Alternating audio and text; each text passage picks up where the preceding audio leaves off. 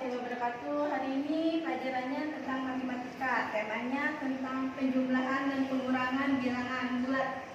Nah, penjumlahan dan pengurangan bilangan bulat dapat dihitung dengan dua cara. Yang pertama bisa menggunakan garis bilangan. Yang kedua bisa juga menggunakan simbol positif dan negatif. Simbol positif ini menyatakan bilangan bulat positif. Dan yang ini menyatakan bilangan bulat negatif. Kita langsung ke contohnya aja. Contohnya 5 ditambah min 3 sama dengan titik. Nah, cara yang pertama kita menggunakan garis bilangan.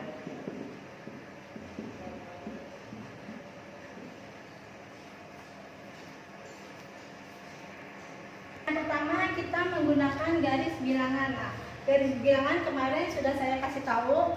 Garis bilangan, ingat ini adalah garis bilangan. Gimana kalau arah ke kanan dia menyatakan negatif. Cirinya ada tanda strip min. Nah, ini ciri-cirinya negatif. Nah, kalau ke arah kiri dia menandakan positif. Ciri-cirinya dia tidak ada tanda minusnya. Soalnya adalah 5 ditambah min 3. Berarti 5, kita lihat di sini ada angka 5. Kita garis. Ditambah min 3. Kalau ditambah min 3 berarti sama aja dengan dikurang. Hitung. Min 3 berarti 1, 2, 3. Nah, berarti sampai sini. Nah, dikurang min 3. Berarti hasilnya adalah 2. Berarti di sini sama dengan 2. Ini menggunakan cara yang pertama, garis bilangan. Cara yang kedua menggunakan simbol positif dan negatif. Cara yang kedua yaitu menggunakan simbol positif dan negatif. Nah, sebenarnya saya mau menjelaskan sedikit tentang penghitungan positif dan negatif ini. Kalau diibaratkan dengan uang, negatif ini diibaratkan dengan utang. Nah, positif ini ibaratkan uang. Contohnya gini, 5 ditambah min 3. Berarti kita punya uang 5. Nah, kita utang 3. Berarti 5 dikurang 3 sama dengan 2. Atau ibarat kata bisa juga kamu lihat posisi positif dan negatifnya. Kalau positif dan negatifnya berdekatan, kamu ubah dulu ke negatif. Diubah dulu ke negatif kalau berdekatan. Seperti ini. Nah, baru kamu tinggal langsung kurangin aja. 5 dikurang 3 sama dengan 2. Contoh soal yang berikutnya. Min 6 ditambah 4 sama dengan titik. Kita menggunakan garis bilangan. Garis bilangan.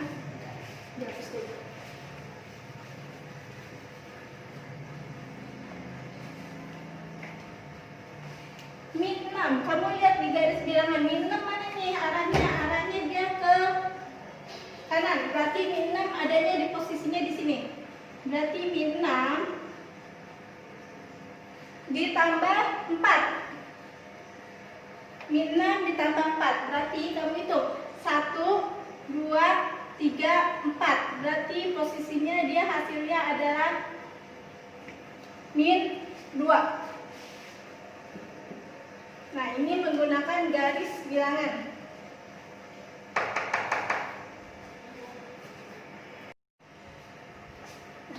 Selanjutnya menggunakan cara memakai simbol positif dan negatif.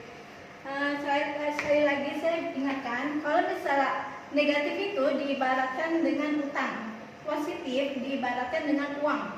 Nah, di sini ada min 6, berarti kita punya utang 6.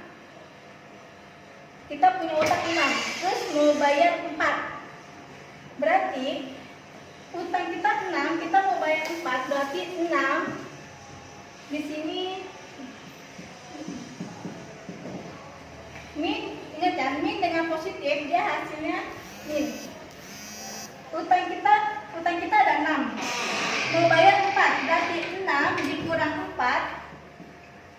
hasilnya adalah 2. Berarti di sini adalah 2.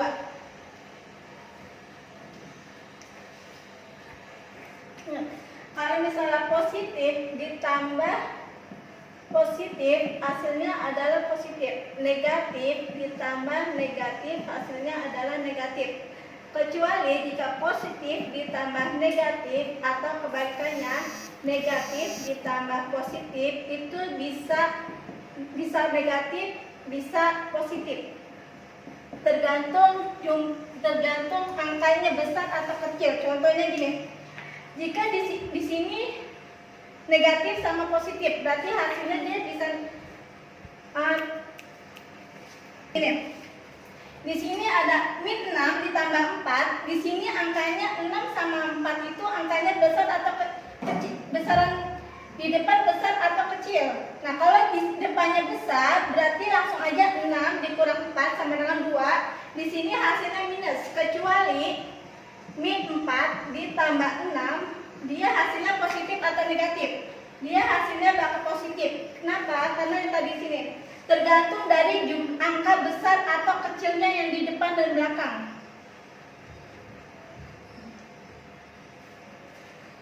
Paham ya? Karena di sini angka 4 ini lebih kecil dari angka 6, berarti di sini adalah positif, kebalikan dari angka ini. Nah, di sini kamu tinggal dikurang aja. 6 dikurang 4 sama dengan 2, berarti di sini positif 2. Beda ya?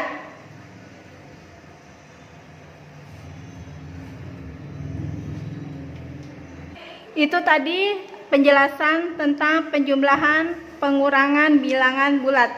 Kalau misalnya ada yang mau ditanyakan, silakan ditanyakan di grup ya, tidak japri, biar teman-temannya bisa paham, bisa ngerti, dan tidak ada pertanyaan yang diulang. Nah, selanjutnya kalian kerjakan tugas yang akan Ibu berikan ini. Disimak soalnya ya.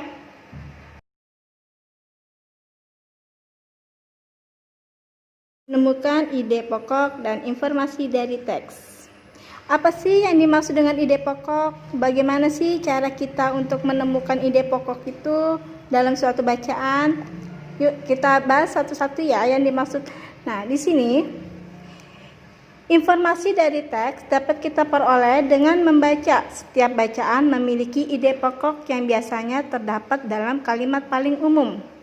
Ide pokok itu adalah kalimat yang menjadi inti atau dasar dan selalu dibahas dalam sebuah bacaan. Biasanya kata kunci dalam ide pokok selalu diulang-ulang. Kalimat inti yang menjadi ide pokok dijelaskan dalam bentuk kalimat penjelas. Kalimat penjelas itu berisi penjelasan tambahan dari rincian pokok suatu paragraf. Nah, jadi dalam sebuah paragraf atau dalam sebuah bacaan itu pasti memiliki yang namanya ide pokok. Ide pokok itu biasanya dia kata-katanya itu diulang, bacaannya itu ada yang diulang-ulang. Nah, biasanya letak ide pokok itu dia ada di awal atau di tengah kalimat atau di akhir kalimat. Nah, dan biasanya ide pokok itu selalu ada kalimat. Di ide pokok itu ada dua macam, kalimat inti dan kalimat penjelas. Kalimat inti itu apa? Kalimat inti itu ya ide pokok itu sendiri. Nah, kalimat penjelas adalah kalimat yang dia menjelaskan dari inti tersebut, kalimat inti tersebut. Bagaimana sih cara untuk langkah-langkah menemukan ide pokok suatu bacaan? Nah, langkah untuk menemukan suatu ide pokok itu, pertama kalian harus membaca dari keseluruhan teks bacaan. Kalian tidak bisa hanya melihat bacaan itu sendiri baru kamu bisa menentukan ide pokok. Tidak seperti itu. Tapi kamu harus membaca secara keseluruhan, dibaca secara pelan-pelan. Nah, setelah kamu baca pelan-pelan, kamu memahami isi teks bacaan. Jadi kalian ketika membaca kalian tidak bacanya tidak cepat, tidak seperti kayak kereta nyerocos melulu, tidak ada titik, koma, titiknya. Nah, setelah kamu pahami bacaan tersebut, baru kamu bisa menemukan ide pokoknya. Ingat, ide pokok itu biasanya letaknya ada di awal bacaan, atau di tengah-tengah bacaan, atau di akhir bacaan. Oke, kita ambil contoh bacaan dari, kita lihat bentar. Oke. Di sini di paragraf pertamanya itu apa sih? Yang mana sih ini? Paragraf pertama ini adalah ini. Jagung menjadi salah satu komoditas pertanian yang memiliki peran dalam pemenuhan kebutuhan pangan masyarakat Indonesia. Sebagian masyarakat menjadikan jagung sebagai makanan pokok. Misalnya, masyarakat Madura, jagung merupakan salah satu tanaman penghasil karbohidrat yang sangat diperlukan bagi tubuh. Oleh karena itu, jagung dapat dijadikan alternatif makanan pokok pengganti beras maupun gandum. Nah, di sini, di bacaan ini, kalian bisa menentukan mana sih ide pokoknya. Nah, kita lihat bacaan yang pertama. Jagung menjadi salah satu komoditas pertanian yang memiliki peran dalam pemenuhan kebutuhan pangan masyarakat Indonesia. Sebagian masyarakat menjadikan jagung sebagai makanan pokok. Misalnya, masyarakat Madura, jagung merupakan salah satu tanaman penghasil karbohidrat yang sangat diperlukan bagi tubuh. Oleh karena itu, jagung dapat dijadikan alternatif makanan pokok pengganti beras maupun gandum. Nah, ide pokoknya itu ada terletak pada di mana nih? Apakah di awal, apakah di akhir, atau di tengah-tengah? Ingat, di sini ingat ya. Ide pokok itu ada kalimat inti dan kalimat penjelas. Kalian harus tahu dulu mana kalimat intinya dan mana kalimat penjelas. Nah, kita lihat di sini kalimat intinya adalah jagung menjadi salah satu komoditas pertanian yang memiliki peran dalam pemenuhan kebutuhan pangan masyarakat Indonesia. Nah, inilah kalimat inti atau ide pokoknya. Nah, kalimat penjelasnya yang mana? Kalimat penjelas itu baru di bawahnya, dia menjelaskan dari kalimat inti tersebut. Sebagian masyarakat menjadikan jagung sebagai makanan pokok, misalnya bla bla bla. Masyarakat Madura jagung dan seterusnya. Itu adalah kalimat penjelas. Semoga paham ya. Nah, tugas kalian di sini adalah melanjutkan mencari ide pokok dari bacaan di paragraf kedua, paragraf ketiga, dan paragraf keempat sampai paragraf kelima. Nanti akan saya putar, maksud saya akan saya kirim bacaannya. Oke, semoga kalian paham ya. Ada yang tidak dimengerti, silakan ditanyakan. Terima kasih. Assalamualaikum warahmatullahi wabarakatuh, anak-anak. Selamat pagi, semoga kalian sehat selalu ya. Materi hari ini kita akan membahas tentang perkembangbiakan generatif pada tumbuhan. Sebelum menjelaskan lebih jauh, saya akan bertanya, apa sih yang dimaksud dengan berkembang biak? Apa sih manfaat dan tujuan kita adanya berkembang biak? Nah, sebelum kita menjawab itu, kita bahas satu persatu dulu. Perkembangbiakan generatif pada tumbuhan. Perkembangbiakan atau berkembang biak adalah proses makhluk hidup dalam memperbarui keturunannya untuk mempertahankan, memelihara, melestarikan spesiesnya atau sejenisnya. Atau bahasa lain dari berkembang biak itu adalah memperbanyak keturunan, memperbanyak individu. Tujuannya apa sih adanya perkembangbiakan ini? Nah, tujuannya ini untuk mempertahankan, memelihara, melestarikan spesiesnya supaya tidak punah. Nah, itu yang dimaksud dengan berkembang biak. Nah, perkembangbiakan ini ada dua, yaitu perkembangbiakan vegetatif dan perkembangbiakan generatif. Perkembangbiakan generatif adalah perkembangbiakan tumbuhan secara kawin atau pembuahan, atau bisa juga dengan penyerbukan. Nah, kalau perkembangbiakan vegetatif, dia kebalikan dari generatif, yaitu perkembangbiakan tumbuhan secara tak kawin, atau biasanya ini menggunakan perantara tangan manusia.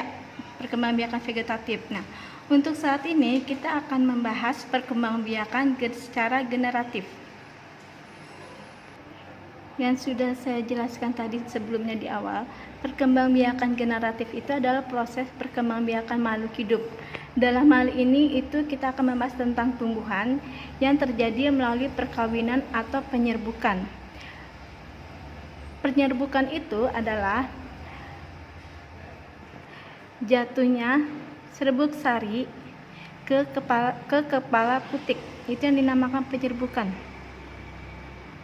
untuk menghasilkan pembuahan. Nah, dalam ini bunga ya. Nah, kita di dalam tumbuhan ini kita pasti akan membahas tentang bunga, bagian-bagian bunga. Sebelum kita membahas tentang bagian bunga, bunga ini dibedakan menjadi dua, yaitu berdasarkan jenisnya dan berdasarkan alat kelaminnya.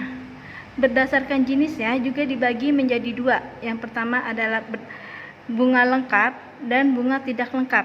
Yang dimaksud dengan bunga lengkap itu adalah bunga lengkap yang terdiri dari mahkota, kelopak, putik, dan benang sari.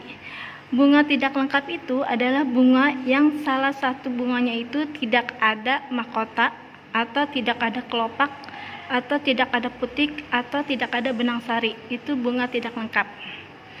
Berdasarkan alat kelaminnya juga dibagi menjadi dua, yaitu bunga sempurna dan bunga tidak sempurna.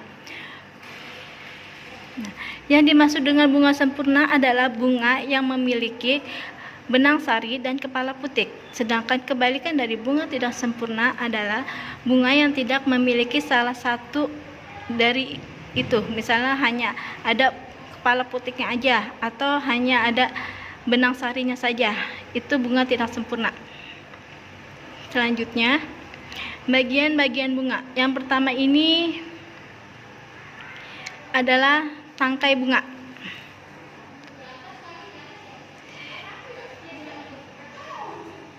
Yang kedua adalah dasar bunga. Yang ketiga adalah kelopak. Keempat adalah mahkota. Ya, ini yang daun yang berwarna menarik, yang berwarna cantik ini adalah mahkota bunga. Kenapa mahkota bunga itu warna-warni dan warnanya sangat cantik? Karena mahkota itu untuk memikat serangga supaya dia tetap.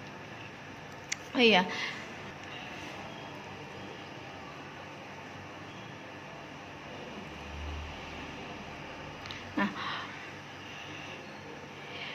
putik itu dinamakan disebut.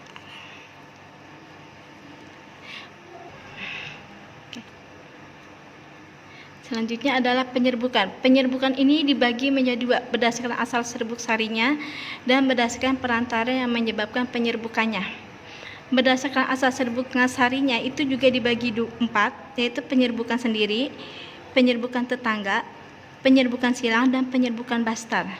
Berdasarkan perantara yang menyebabkan penyerbukannya, ada penyerbukan zoidiogami, penyerbukan hidrogami, penyerbukan anemogami, dan penyerbukan antropogami. Nah, penjelasannya kita bisa lihat video berikut ini.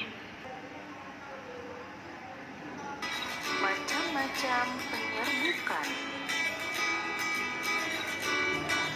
Yang pertama, penyerbukan sendiri, yaitu serbuk sari jatuh di kepala putik bunga itu sendiri. Yang kedua, penyerbukan tetangga, yaitu serbuk sari suatu bunga jatuh di kepala putik bunga yang masih dalam satu tumbuhan.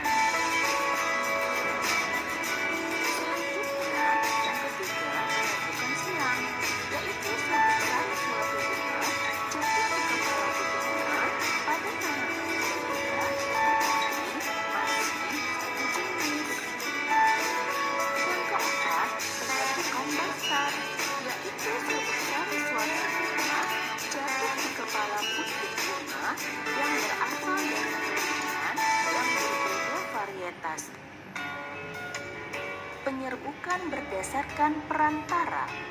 Penyerbukan ini terjadi karena adanya perantara yang membantu proses penyerbukan, baik itu angin, hewan, air, dan juga manusia. Yang pertama, penyerbukan dengan bantuan angin disebut anemogami. Penyerbukan anemogami terjadi karena bantuan angin. Angin meniup serbuk sari sehingga serbuk sari jatuh ke kepala putik. Contoh tumbuhan yang penyerbukannya dibantu angin yaitu padi, jagung, gandum, dan rerumputan. 2. Penyerbukan dengan bantuan hewan disebut zoidiogami. Hewan yang biasa menjadi perantara penyerbukan adalah serangga, seperti kupu-kupu dan lebah, burung, kelelawar, dan siput. Contoh tumbuhan yang penyerbukannya dibantu hewan yaitu bunga mawar, bunga melati, bunga sepatu, dan bunga kenanga. Ketiga, penyerbukan dengan bantuan air disebut hidrogami. Penyerbukan hidrogami terjadi karena bantuan air. Penyerbukan ini dibantu air hujan.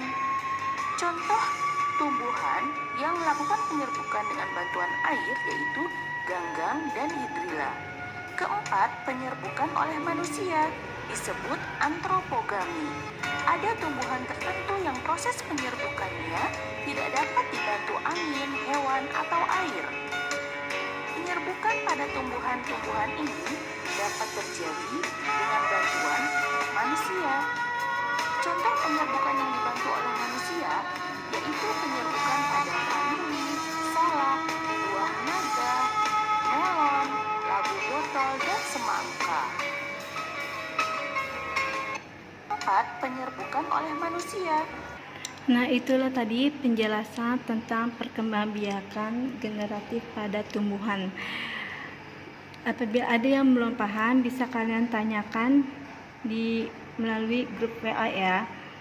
Nah, selanjutnya kalian jangan lupa untuk mengerjakan tugas. Terima kasih.